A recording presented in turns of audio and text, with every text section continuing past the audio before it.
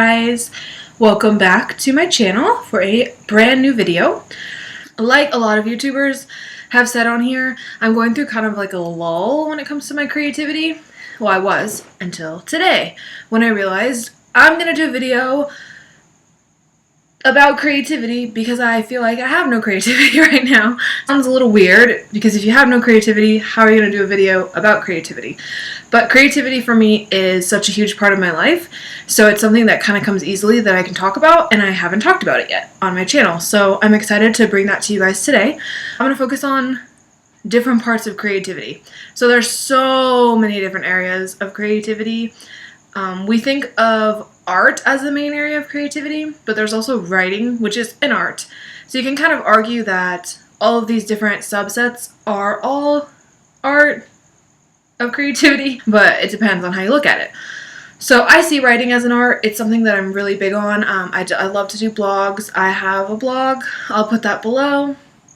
I still use like LiveJournal, which is kind of silly, but I feel like it's kind of old school, but I still use it. Also painting, and that's a huge one I want to talk about today. Actually, that's going to be the topic of today, is art therapy.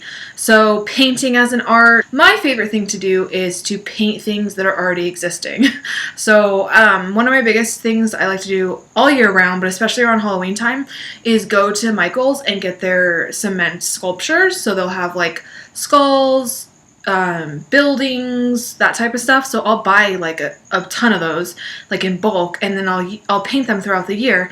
So whenever I'm feeling depressed or irritable or something like that, or just not feeling creative at all and I need a little bit of a boost, I will pull out those guys and I'll paint them.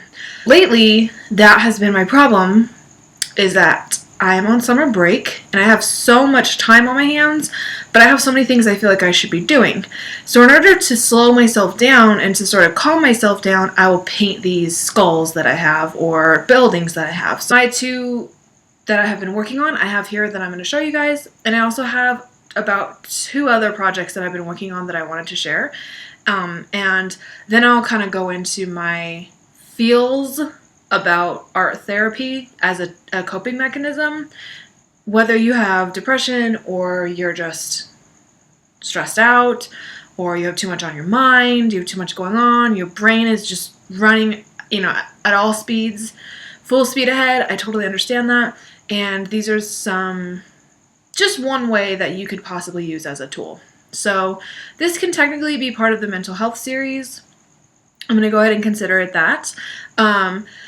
Just as art therapy. And art therapy is actually practice. It's a professional practice. So many therapists or counselors, mental health clinicians will actually use art therapy. They will study art therapy and they will use it as their main technique. So it's very, very cool. There's a lot of research on it. If you ever have some time, just go check that out because it's really, really cool. There's a lot of good stuff on it. So today I'm just going to share with you my way of using art therapy. I've painted, I think this is my 4th one. One of them I gave as a gift. I actually painted my coworker's favorite sports team on one of them. I'm not a sports person, but she is. So I painted her favorite sports team, which is the LA Dodgers. And I painted that theme on one of the skulls and gave that to her as a gift. So it was a gift for her with kind of like my spin on it, but it was really fun to do. Well, this is my favorite just because of the color. It's like a sea skull. So here's my guy that I've been working on. You can see he's still not done. Like there's still some white in there, but he's a beautiful teal. And I try to do as many details as I can. So if there's any cracks or anything in the molding, I'll just go ahead and work into that as if it were a real life skull, because they're obviously not perfect, which is what makes them so amazing. So this guy has taken me a few hours, and he has like black teeth and everything. So then you just put a candle votive in them and light them up, and their little eyes and their mouth and their nose light up. So they're really, really beautiful. They're wonderful for gifts, and they're just wonderful as a therapy, as a, if you want to. I like to get up in the morning, get my coffee, sit down with my skulls, and just paint them in front of the TV with some music. Whatever you want to do, you can do that at night before you go to bed. If you get home from work and you're stressed out, something went wrong, pull out a paintbrush, pull out some acrylics, and just go to town. And I'm going to go ahead and do a pentagram on the back because I feel, I mentioned in my other video that I'm kind of wanting to get into the Wiccan religion. And because this was like a sea green color, I wanted it reminded me of nature, so I wanted to do a Wiccan star on the back. So that's what I'll do, probably roll right here. But I try not to worry about being too creative with it. It's more about the process for me, which a lot of people say that art is about the process, not the outcome necessarily. I mean, you're going to go through you're going to do a lot of things and paint a lot of things that you don't like, and they may just kind of sit on your shelf somewhere in your house or not. You might get rid of them, but it was the process that counted and that made you feel good. That's how I try to look at it. The next one I have he's pretty cool too, but he's a black skull. And then I painted his teeth gray. So he's pretty basic, or she. I haven't figured out what I'm going to do with him. You can see he has some bumps just from being carried around. So I have to finish him off with my acrylics again. And I'm not sure what I'm going to do on the back of him yet. I really haven't decided. His imperfections on his skull are going to be a bright purple because I love purple. So yeah, that's the plan for this guy. So they really do just make me feel at ease. I wanted to show you guys, this is an older one, but as I'm on the topic, because I mentioned this other skull that I've done, this is another one that I did. And it's more Dia de los Muertos themed, but he's one of my first ones that I ever painted. And I think it's pretty beautiful. It's been all messed up, so I need to go back and paint it. But again, the process was fun. So yeah, those skulls are amazing. Like I said, you can get those at Michael's around Halloween usually is when they have them. So stock up on them. They're only like 10 bucks, I think. So two other things I got, and I believe this one was from Target. I got the molding from Target. So this is something that I worked on. And it was blank. It was a blank canvas type deal, and I wasn't sure what I was going to do with it, and I just sort of had to trust my creative instincts, which is not something that I'm comfortable with. Believe it or not, even though I love being creative, I love doing art and doing, exercising my creative part of my brain, I am not comfortable with sort of letting loose and seeing what happens, but I did that on this one. So this is what I did. And it's not perfect. It's sort of rough, but to me, it was perfect because I did it and I created it myself and it was awesome. So it's basically just a little molding of a heart, and I tried to make it as anatomical as possible because I really like anatomical hearts. So yeah, has some stitching. So for me, this symbolizes my relationship and just the coming together of two souls, and as imperfect as they are, and creating something out of them. So, and stitching them together to make one. As lame as that sounds. And this was just sort of fun. There's not really any like deep meaning behind it. This was sort of just fun, but I actually got this little kit from Target. I love Target. I swear, Target just rules all. When you walk in there, I joke with my boyfriend that when you walk in there, they just spray you with like crack or some sort of addicting drug, like some meth, and then they just black you out. Like, I don't know if anyone's ever seen that Supernatural episode. They eat those lotus flowers, they put them in their drink or whatever it is, and they basically forget where they are and they just go crazy in this casino all night long. So it's basically these demons that are like trying to take over people's minds and possess them and make them stay at this casino all night. It's insane. That's how it is when you go to Target. But anyway, I got this little kit for this guy at Target, and I think it's pretty fucking cool. This is a little like taxidermy, fake, obviously, cardboard taxidermy guy, and it's a little deer head skull, and you just put it together. It's like literally just like paint by numbers type deal. So you paint everything with the sparklies or whatever you want to do with it, and then it has a little thing on the back that you hang it, and yeah, it's a 3D buck's head. So very cool. I really just want to stress, creativity is, like people say creativity is key, creativity is everything, and to some people it totally is everything, and to some people it's just part of life, like it's not a huge deal. But for me, it has become a really big part of my life. It has become a coping mechanism for a lot of things.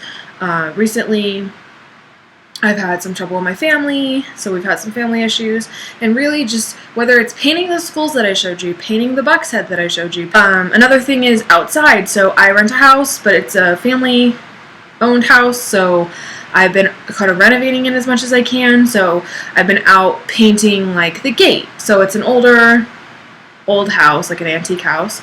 So I've been painting the railing in the front yard and making that black again because it's sort of rusted and old. And the thing is, painting, the strokes and the focus and the attention to detail that goes on really forces you to be in the moment and thinking about nothing except for what you're doing. And isn't that what a lot of us want a lot of the time when we're stressed out or we're overwhelmed or we're depressed, is to stop thinking? And that sounds so bad. Like, who wants to spend their life thinking about nothing and just being mindless? But sometimes that's what you need. I'm a big Eckhart Tolle fan, so he writes about mindfulness and being in the moment and sort of letting thoughts come and go, and that's what he stresses, is letting a thought come and leave. And that's a huge part of mindfulness. I mean, that's the key component to mindfulness. You're not going to stop your thoughts. They're not going to stop coming because that's almost impossible. That's your brain's job, is to send you thoughts, transmit thoughts to you. It's not going to stop. But when it comes, just let it pass, and that's the key. And when you're doing activities like painting, where you're really focusing on something and you're really reaping what you sow, I mean, you're creating something with your own hands and you're proud of it and you're getting excited and you see that brush stroke and it's just pure black or whatever pigment you're using. It's amazing. It's super gratifying and, almost like immediate gratification. So your brain is more focused on that rather than, the shit that you're dealing with or the shit that your brain is telling you. Like, you're doing something creative, when you have an outlet for that, it's super important, it's super helpful to let that thought come, shoot by, and then just keep going. Just keep going out the door. And so it's like it's also a win-win because it reduces stress. I mean, and mind you, this is not a one-size-fits-all. This reduces stress for me. This reduces stress for a lot of my friends. My best friend is a painter. She's an artist, and it's the same thing for her. A lot of people I know are creative because it helps them reduce stress. And there's a lot of research on it, but it may not work for you, and I'm sorry if it doesn't, and keep searching for something that does. Guys, it's so hot. It is so hot. I just have to pause and just say that. I've had to be creative just to reduce the stress of it being so goddamn hot. It's so hot. Okay. Anyway, stop complaining. We're not complaining. So, yes, art therapy. Huge fan. Definitely planning on using that with my clients in the future. I would love to sort of combine art therapy with pet therapy for clients with severe and persistent mental illnesses, and I'm a huge proponent of that. I want to do more research on it.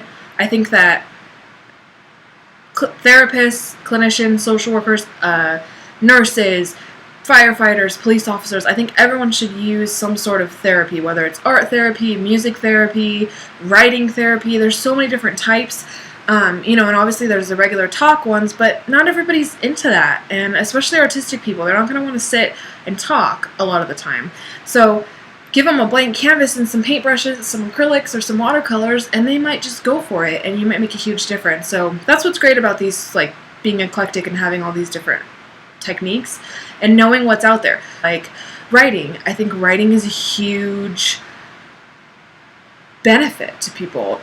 If you can just get your thoughts out, they won't be floating around your brain, and you won't be tempted to say them to every single person that you're around, and they won't be like a toxin. They'll just be out on paper and, or stored in your computer or online on your blog or whatever. So I want to talk about that next. But today was just a simple mental health video about something that's been working for me. This is something that helps me, you guys. Because sometimes I wake up and I'm super irritable or I'm super hopeless feeling, and I just want something to make me feel like I'm whole. And that sounds so depressing and terrible, but sometimes we just need something to remind us that we are creative individuals and we do have something to offer, because being industrious and being creative and producing content or art or whatever it is makes us feel like we're contributing to our lives or to other people's lives. You're a human being. You can't just be constantly chucking out videos or constantly creating art pieces. So give yourself a break, go easy on yourself, and try to find something that works for you. Try art, try painting. Have a good night, day, morning, and enjoy your life, guys, because it's short and it goes by fast. So let's be happy. Bye, guys.